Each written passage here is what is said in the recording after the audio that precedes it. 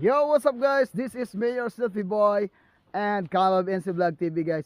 So paano nga ba mag-alaga ang mga dairy farm dito sa New Zealand guys? So sa ngayon nga ay naka-dry off yung ating mga baka.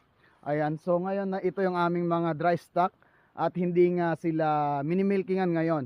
So bali we coming our calving season this last week of July. Ayan, so lahat ng mga ito ay mga buntis at mga anak sila for this season guys, for this calving. Ayan, so araw-araw nga namin silang nililipat guys sa kanilang mga pagkain. Binibigyan namin sila ng panibagong grass. Ayan, dito sila ngayon sa bagong grass guys, at kanina ay nandito sila kagabi. Ayan, so yan pinagkainan na nila dyan banda, yan ito. So tapos na nilang kinain yan guys. So ngayon ay papaba na sila guys. Ayan, sa mga hindi pa nakapanood sa aking video, don't forget